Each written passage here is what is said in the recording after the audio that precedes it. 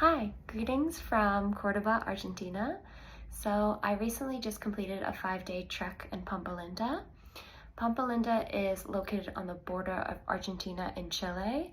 It's in the park called Nahuel Huapi.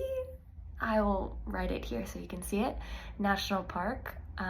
This park is at the base of Mount Tronador, which is really a spectacular mountain. And throughout the hiking I did there was so many beautiful waterfalls and mountains and just incredible views. So I wanted to create this video to provide a complete guide of all the information you need to know about trekking in Pampa Linda, so that if you do choose to come here, you have all the information. Just a disclaimer, there isn't a 5-day trek in Pampa Linda per se. What I had done was just combine a bunch of day hikes to make it 5 days. So with this video, you can choose to do some of the day hikes or also make it 5 days like I did myself. Okay, how to get to Pampa Linda. So the best way to get to Pampa Linda is from the town of Bariloche. I highly recommend visiting Bariloche beforehand.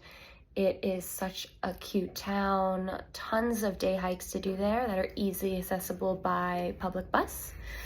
But in terms of getting to Pampa Linda from Bariloche, there are 3 options. The first option is to rent a car.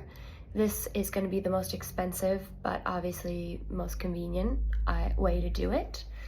I didn't even look at the prices because I knew they were expensive. The second option is going with a private bus company. So there are 2 main ones in Bariloche in the center of town. You'll see it. I think one is called Travel Light Turismo, and I can't think of the other one. It's 2 hours to get to Pampa Linda from Bariloche. The company was charging 25,000 one way, which is about in 2025 March, because the Argentinian peso fluctuates, but during that time that was about 20 USD. So I really did not want to pay 40 USD for a 2-hour bus ride. It just wasn't in my budget. So that brings me to the third option, which is hitchhiking. Hitchhiking, I wouldn't advise of all of Argentina, but I find it quite safe in Bariloche region where there's a lot of hikers and tourists. So I chose to do that. And then in terms of getting there by hitchhiking, the first option was to walk on the outskirts of Bariloche on Route 40 and then start to hitchhike from there. However, some locals told me that walking on the outskirts of Bariloche early morning is not the safest. So what I decided to do was take a public bus to Lago Gutierrez, pronouncing that incorrect. And then from there, I hitchhiked to Villa Mascarati. And then from Villa Mascarati, I hitchhiked to the park. It ended up taking about 3 different cars to get to the park. The third car that picked me up, it ended up being really nice because it was other tourists and we ended up spending the whole day hiking together. So that was really, really cool. And then on my way out of out of Pampa Linda, I ended up getting in a car that brought me directly back to Bariloche. It was like this really old, nice couple, so it didn't require several different cars. One important note about timing on getting to the park. So when you arrive to the park, there's a dirt road, and that dirt road is in 1 way for certain hours and 2 ways for certain hours. So when I was arriving to Pampa Linda, I wanted to make sure I got there between 10 and 2, because that's when you're going into the park. After that, you can't get into the park because it's then the opposite direction. So going out of the park, it's from, I think, 4 to 6. And then it's double lane from 7:30 to 9 a.m. So it's tricky with that. So you have 2 options for accommodation. You can sleep at refugios or you can camp. So refugios, for those of you who don't know, are kind of like cabins in the mountains, but they're not luxurious by any means. It's kind of like a hostel, so you have bunk beds and there's several people sleeping in a room. I really wanted to do a refugio in Pampa Linda, but the prices were very expensive. So just for reference, Refugio Otto Meiling, it was 60,000 a night, which I think ends up being like 58 USD. And that doesn't include food. And then food, like if you wanted to eat dinner there, was 32,000, which is about 30 USD. So it'd be about a little under 100 a night. And I was doing it for 5 days, so it'd be about 500, which was just crazy. And you have to book the refugios in advance. They do book out because there's limited capacity. When I arrived to the refugio each night, they were all sold out, and I was there during low season. So keep that in mind if you do want to stay in the refugios, book in advance. The second option is camping. Campsites you still have to pay for. So you have the refugio, and then right behind the refugio, they have like campgrounds. It varies. Refugio Otto Meiling was 14,000 a night, which is like 12 USD. What I ended up doing was wild camping. This is illegal, so I don't recommend it. But I was traveling on a budget, and best time to go is during Argentinian summer, which is December, January, and February. That's when you're gonna have the best temperatures. However, that is also when it's gonna be the most crowded. I tend to not like high season anywhere I go because I don't want to be surrounded by other tourists, and I want to be able just to enjoy nature by myself. So I chose to go in March. This is their autumn. It was still quite warm during the day. At night, it did get cold, but not horrible. I think I just found it extra cold because I had a summer tent and summer sleeping bag. But if you have a proper equipment, I think March is like the best time to go. It was still busy. I still met people, but it wasn't overcrowded like I have heard it is during high season. Okay, now I'm gonna go through details of each hike I did. So if you wanna do them, you have the information. I wasn't sure about how long it would take because I find that sometimes when you look on these hiking apps, sometimes I feel like they overcompensate or undercompensate. So they might say it takes 2 and it takes me 4, or they might say it takes 4 and it takes me 2. So I wasn't sure, so I kind of overcompensated. So if it said on the apps 4, I always gave myself double the time because I also was carrying quite a bit of weight on me. As I mentioned before, I was carrying cans of tuna, which is just not smart because it's so heavy. So I thought I would be slower. So for Refugio Otto Meiling was the first hike I did that I also did with the others I met who picked me up in the car. They were not hikers, for reference. They were fit people, but not like extreme hikers. And the sign when we arrived in the park said it would take 4 to 6 hours and medium difficulty.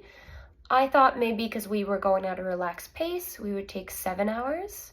We ended up taking 4.5 hours total with several breaks, and one break was over 30 minutes. So I would also rate this hike medium difficulty. If you're average fitness, you can definitely do it. I had hiking boots on, and I'm glad I did, but one of the guys in our group had a pair of Adidas sneakers, and he managed just fine.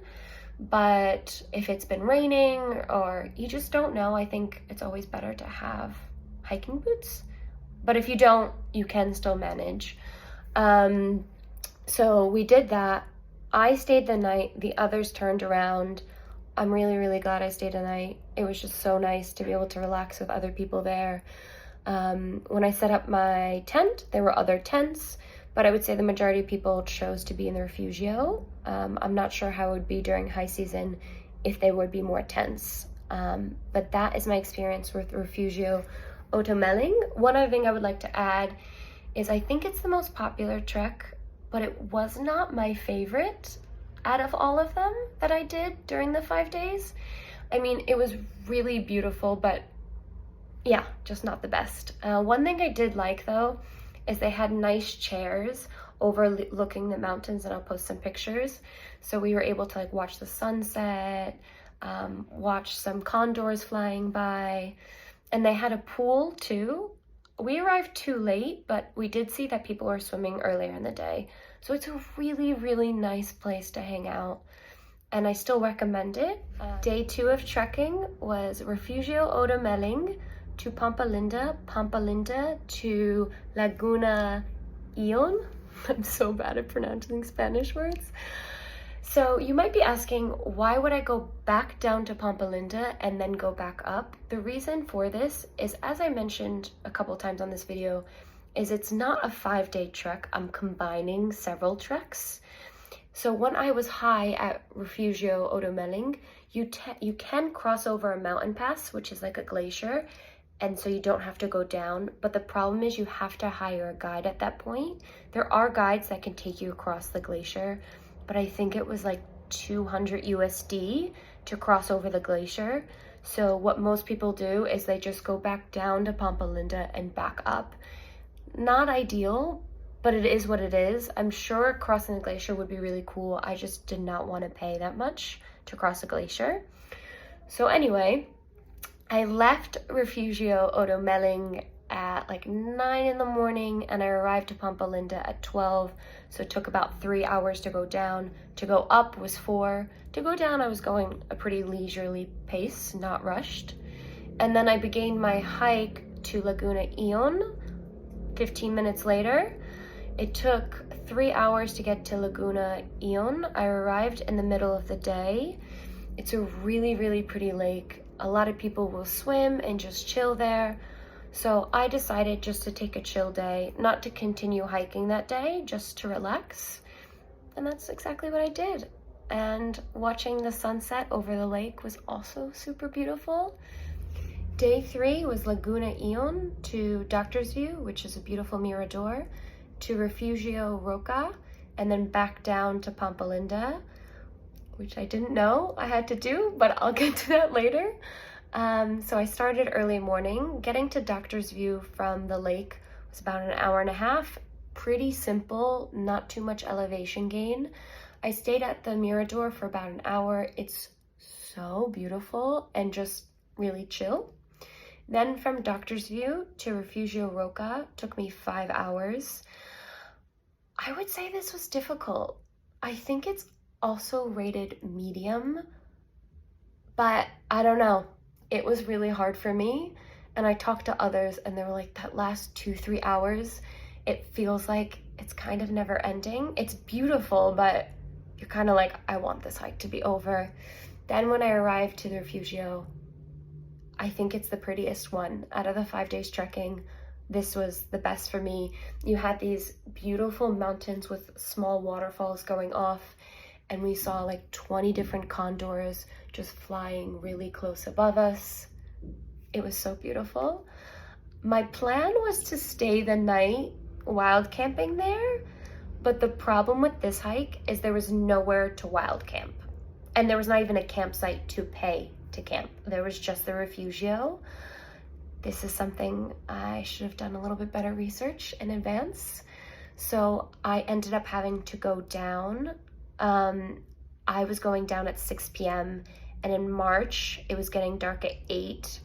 I asked the Refugio and they told me it takes 5 hours to go down. And as a woman, and just in general, I try not to do anything at night, like walk in the cities late at night and not hiking at night. So I was a little nervous. Instead of taking 5 hours to go down, it took me 3. Once it got dark, I started to actually run because I'm sure it's safe, but I just don't like hiking in the pitch black. So it took me 3 hours to get down. So total day was like 10 hours of hiking. It was a really long day, especially going up that steep and then down really steep. Yeah, it was tough. The 4th day was going from Pampa Linda to Viejo Tronador Refugio. So this used to be the main Refugio, like the most popular one, I think. But then they created Refugio Otto Meiling. So this Refugio actually is free, which is amazing. It's not locked or anything. I read one blog that said that they have a code and you need to ask at the police station where you register for the hike for the code, but that's not the case. Maybe it was, but it's not anymore. The door is just wide open. So that's nice to have like a little bit of closed structure and not have to camp, because it was freezing in Tronador. It was so cold. So I'm glad I slept in a Refugio. What I want to mention is for this hike, you're crossing into Chile. So before the hike, in the town of Pampa Linda, there is a police station, and there you have to register for this hike. So you have to tell them you're doing the hike. They actually stamp you because you're leaving the country. If you're Argentinian, it's different, but as an American, I needed to get stamped to leave. So I stamped to leave. They open, I think, at 8, but I showed up at 7, and I think I got lucky. The guy came out and let me in, so I was able to get that all handled. Went for my hike. It took about 4 hours for me to reach the border of Chile. At first, there was a sign that said, "Welcome to Chile," and I was expecting border control to be there, but they weren't. I think I hiked, like, honestly, 45 minutes till I actually reached the station for border control. And then there, I had to get stamped to enter Chile, and then they told me when I was coming back down the mountain, I had to get stamped to leave Chile, and then when going back to Pampa Linda, I had to get stamped that I entered Argentina. So definitely make sure you do that. It's not hard, you just have to make sure you do it. So after 4 hours of reaching the border control, it took me additional 3 hours from that point to reach the Refugio. I would say up until that point, it's not too bad, it's pretty flat, but then from the Chile border control to the Refugio is quite steep, and the temperatures drop significantly. So in March, there was snow. It wasn't snowing, but there was a significant amount of snow on the ground. And then when I reached the Refugio, it was so cold and the wind was so strong. Luckily, there were a group of about 6 guys who were also there, so it was helpful for like body warm sleeping in the Refugio, because it was so cold and the wind was so strong, it felt like it was just gonna get thrown off the mountain. But it was fine, and it was really beautiful, and it was a cool experience. So I'm really glad I did it. And I would definitely rate this hike as difficult. It was a long day. So I did 3 hikes, and they got progressively harder. So maybe I should have done it the opposite way in retrospect, but it's okay. I'm really glad I did this hike, but definitely have warm clothes because it's cold. Day 5 was Refugio Viejo Tronador back to Pampa Linda. So on the way up from the Chile border control to the Refugio took 4 hours. So I thought on the way down it would take me about 3 to get to that same point. It ended up also taking 4. And the reason for that is it was so windy and cold, and the conditions, they were difficult. So maybe if you do it in high season, you'll get back down quicker. But for me, it was brutal. I'll post a video so you get an idea, but it was really cold.